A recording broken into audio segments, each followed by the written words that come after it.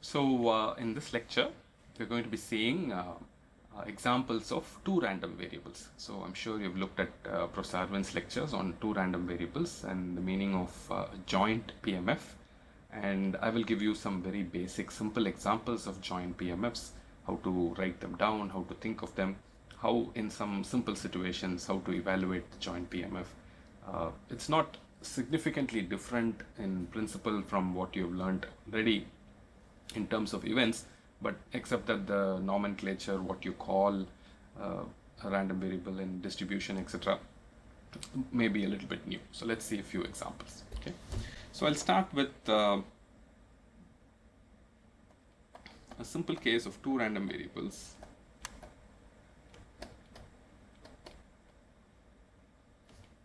X, Y, and let's say they take values like this. So I like drawing the two random variable case in some sort of a table. So I would put a table like this and say X takes values here, Y takes values here. Maybe X takes values, let's say 1 and 2. Maybe Y takes 3 values, 1, 2, 3. Okay. So this is what does this table tell you? This table tells you that X takes values 1 and 2 and Y takes values 1, 2, 3. Okay, and each entry in this table will be Pxy of X comma Y.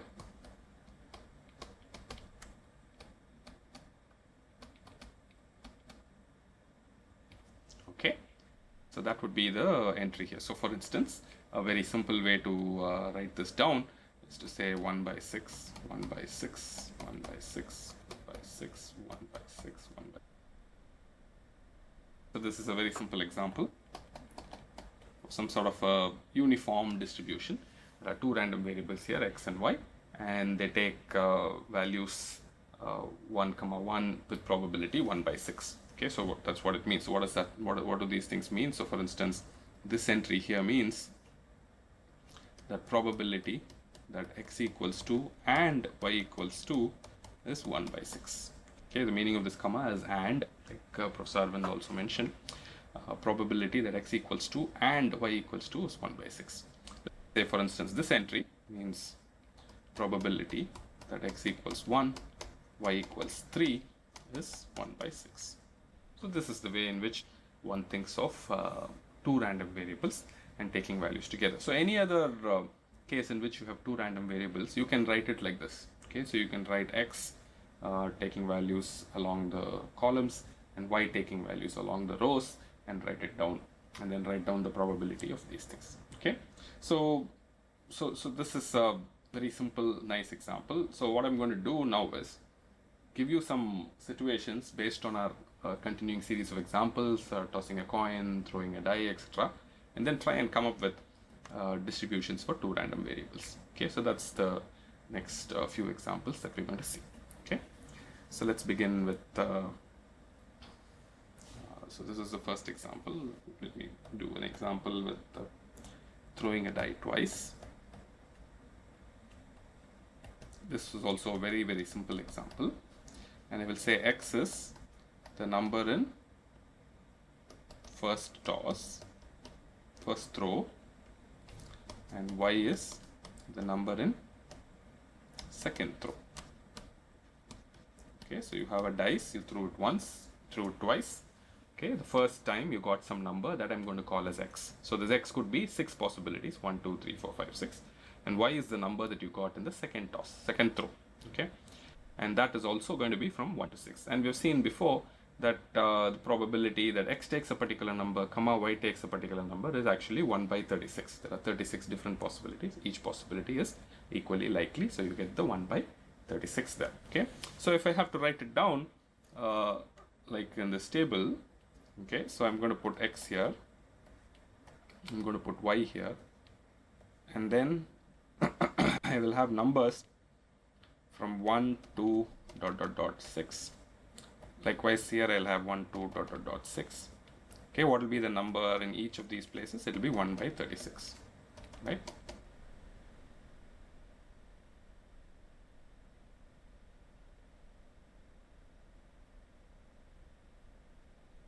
this is an example of a joint PMF that occurred from this simple experiment. Okay, likewise, you can fill up this table. It's a 6 by 6 table.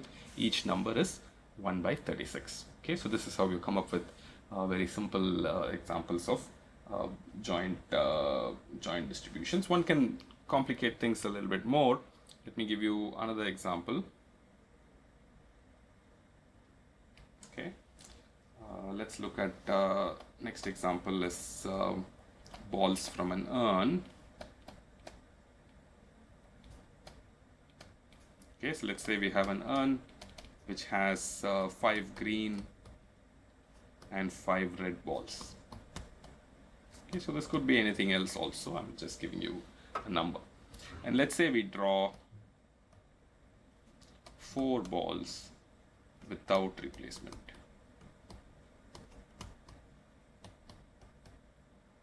Okay, so all these things are quite crucial. I'm going to draw 4 balls one after another without replacing them. Okay, and then I'm going to call X as the number of green balls, and I'm going to call Y as the number of red balls.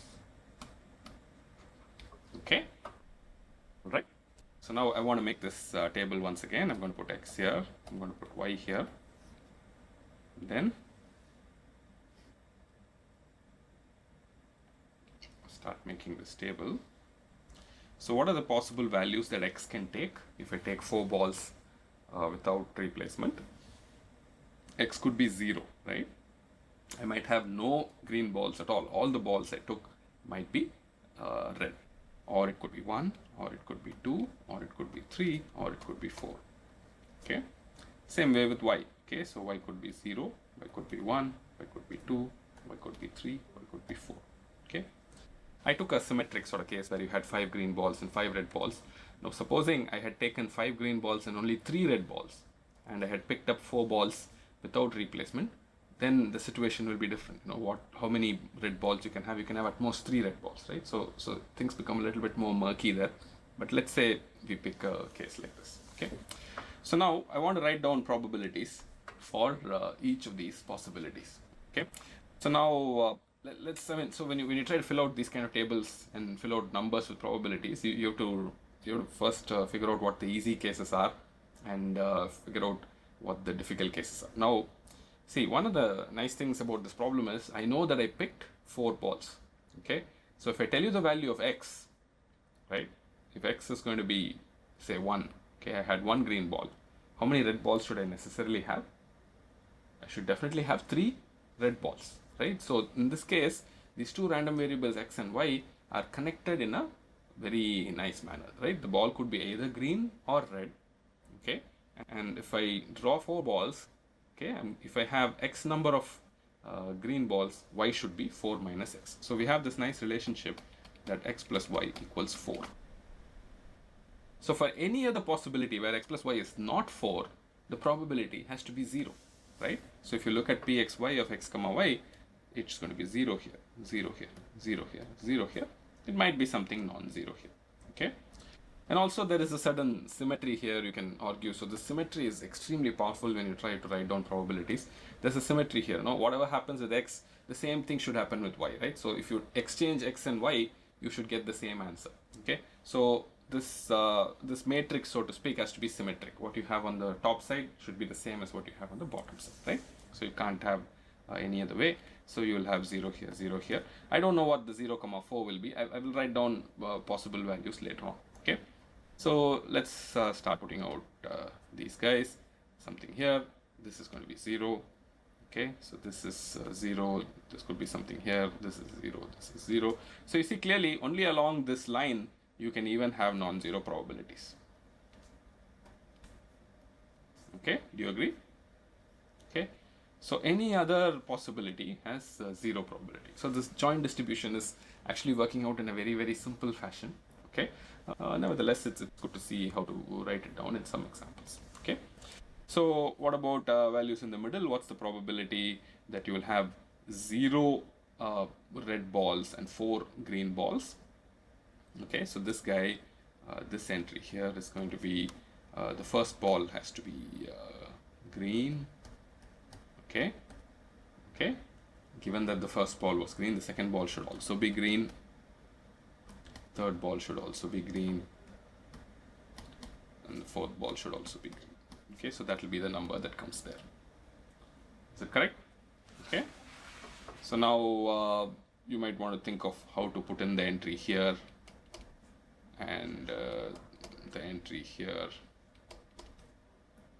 and the entry here and the entry here. Okay, what will be the entry here? The entry here will be the same as this guy, right? What about this one?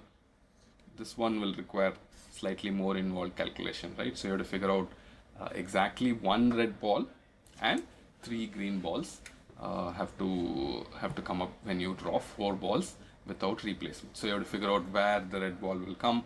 It's a little bit more complicated. So I'm not going to do this computation for you. I'll leave it as an exercise. You can do it later. So same thing with these values, but this is how the non-zero values will be. Okay, so the non-zero values will be along this diagonal and they will all add up to 1 and they will be symmetric in some fashion. So you can quickly try and write down the probability. Okay, so this was a case in which you actually had 2 random variables, but nevertheless it was almost like only one random variable because the 2 of them were tightly coupled. Okay, so if you take a slightly more complicated situation, you might get more interesting things. So let's take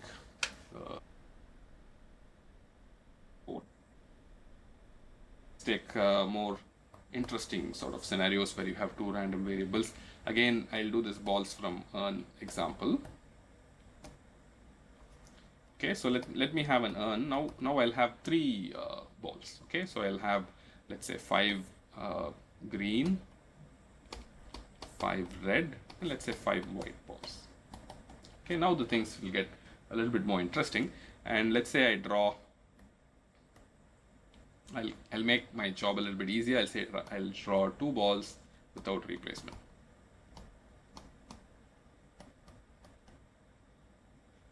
Okay, and then I will let X be the number of green balls, just like before, and I will let Y be the number of red balls. Now in this case, I don't have this relationship that X plus Y is equal to 2 because I also have these white balls, right?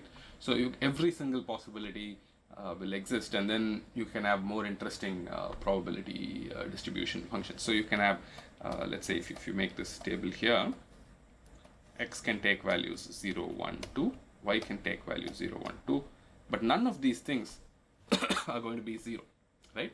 All of these things can be non-zero, and one needs to calculate these probabilities. Okay, so let's say so hopefully this is clear to you, because there are 3 different colors of balls and I'm drawing 2 balls without replacement. That's okay, but then I have only 2 random variables, right? X is number of green balls, Y is number of red balls. So every single possibility can happen, right? I can have 0 green balls, 0 red balls, right? This is this entry. Okay, I can have 0 green balls, 0 red balls, right? So probability of 0 green, 0 red, right? That's the probability there. Okay, so what will that probability work out to? That will be the probability that I have 2 white balls. I draw two balls, both of them have to be white. So that would mean 5 by 15 times 4 by 14, right? First ball has to be white. Conditional on that, the next ball should also be white. So I have 4 by 14. That will be the entry here. Okay, so likewise you can try and fill in other entries. Things will get a little bit more complicated as you compute these probabilities. So for instance, if you want to compute this guy, okay, so this is the probability of 0 red and 1 green, right? That's the probability. So this could happen in multiple ways. Okay, I might have 1 green and 1 white, or I could have one green. So there should be no red. I can have 1 green and 1 white, right? That's the only possibility. Sorry, the multiple possibilities there. So let me repeat this. So probability of 0 red and 1 green. What should happen here is this is the same as probability of having 1 green and 1 white, right? So there are only 2 balls I'm drawing. If I don't want any red, one has to be green, the other has to be white. How can this happen? This can happen in two ways. Either the green could come first and the white could come next, or the white could come first and the green could come next. So in either way, the probability will be 5 by 15 times 5 by 14. And like I said, this can happen in two ways, because the green could come first and the white could come next, or the white could come first and the green could come next, so that's times 2. Okay, so that's the probability. So likewise, you have to figure out what this probability will be. This one also is actually quite easy. I think this one is probability of 2 green. That's the same as probability of 2 white. That is just 5 by 15 times 4 by 14. Okay, so likewise, you can fill up all these entries. It's not too difficult because I'm drawing only 2 balls. You can fill it up. Okay, so what's the kind of a moral of a story here? Okay, so suppose you want to define 2 random variables and you want a sample space to support those 2 random variables, and you want those 2 random variables to be interesting in some way. The sample space should be very, very rich, as in it should be richer than 2 possibilities. Okay, so for instance, in the previous example, we had only 2 colored balls, and when I say one is green, the other is red, really together they really only have one dimension. Okay, so you saw in the previous example that you had only one dimension. It's not really, both of them are not really giving you non-zero probabilities. On the other hand, when my sample space is rich, when I have 3 different colors and then I'm drawing only 2 balls and I have only 2 random variables here, all these entries become non-zero. Okay, so you can go ahead and fill up these entries. Maybe there will be an assignment problem based on this, how to fill up the entries here. So this is how you compute PMFs for joint distribution of 2 random variables. How do you find the PMF? You have to just write down each event carefully and write down the. Okay, hopefully that's clear to you. I'm not doing this in full detail. I've written down 3. In fact, actually using this, you can pretty much fill up most of the possibilities. In fact, one entry here, so you can say this entry will be 0, this entry will be 0, right? And this entry will also be 0, right? So because you cannot have 2 green and 2 red when only two balls are being drawn. Okay, so I think most of these problems are answered. In fact, these 2 entries will be equal. Okay, and then the same number will come here. Okay, and this is the only number that you have to compute. One can quite easily compute this number. So this will be a nice triangular sort of PMF in this simple example. Okay, so hopefully you can complete this problem. This is the only thing that's missing. 1, 1. That's also very easy. It will be similar to this expression and you will get it. Okay, think about how to compute it. One very, very important check that you have to do is, after you compute the PMF for this joint distribution, you have to add everything up and check that you get 1. Okay, if you don't get 1, something is wrong with your calculation. Okay, so that's one way to quickly verify whether your answer is correct or wrong. So in fact, I was just now thinking that all these 3 numbers have to be equal. Okay, so you would get the same thing. So let's see if our so let's complete this example, and maybe I can check if this is possible or not. So let me erase these guys and actually put in the values, and then check for you if these guys are going to work out or not. So let's see. So this is going to be 5 into 4. Okay, let me write it carefully. 5 into 4 by 15 into 14. All these 3 entries are going to be 2 times 5 times 5 by 15 into 14. All these 3 entries, 2 times 5 times 5 by 15 into 14.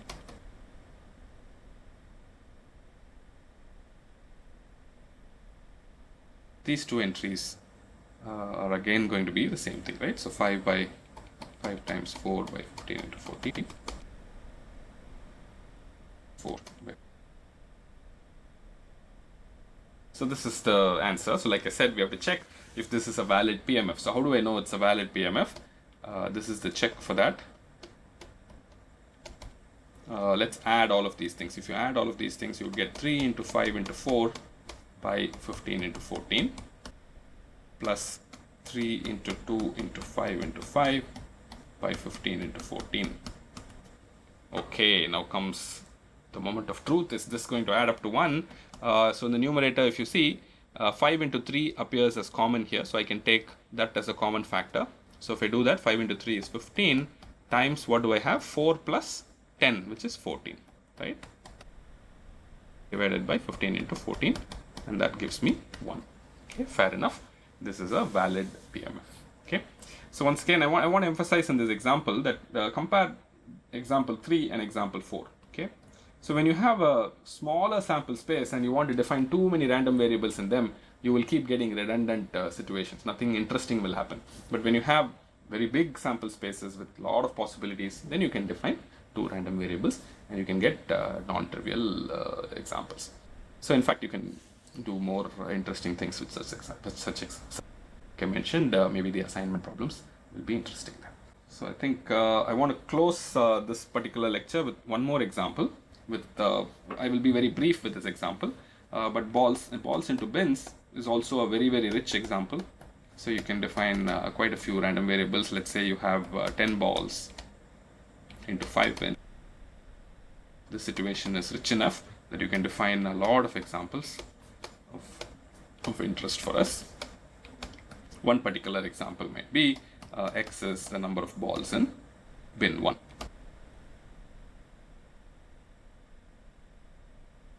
And Y is the number of balls 2. So here again, if you were to draw this table here, you would have an interesting sort of possibility here: 0, 1, 2, all the way up to 10. 0, 1, 2, all the way up to 10. Okay, and you can see clearly X plus Y has to be, I can say, is less than or equal to 10, right? So even though X can take values from 0 to 10, Y can take values from 0 to 10, X plus Y together cannot be greater than 10 because there are only 10 balls that are being thrown. Okay, so what will happen when you have a condition like that is when X is 10, Y can be, something can be non-zero here, but everything below that will be 0. Okay, same thing here, something non-zero here, and everything to the right of that is going to be 0. Okay, same thing with any other possibility here. So along this triangular part, so this part will always go off to 0. Okay, so this is kind of similar to the balls and urns situation. So all of these guys will be 0. But what about this upper triangular part? You have to do some careful calculation to compute that. Okay, so this is the interesting thing that we can do here. The calculations here are not easy at all. You have to pay a lot of attention and carefully do it. I will just show you one calculation, which is the easiest one. Okay, so the easiest one is this guy. Okay, what is that? Probability of 0 in bin 1, comma 0 in bin 2. Okay, this is easy. Bin 1 is 0, bin 2 is 0. So every ball should fall either in the 3rd bin, 4th bin or 5th bin. So that is just 3 by 5 raised to the power 10. It's an easy calculation. I did that. If you want to do anything else, I welcome you to do it. It's a little bit more complicated. Okay. So anyway, hopefully I gave you enough illustrations of simple scenarios in which 2 random variables occur in a natural fashion. And I also showed you an interesting case in which the random variables are non-trivial, why the sample space should be rich enough to support 2 random variables. Okay, we'll stop this lecture at this point.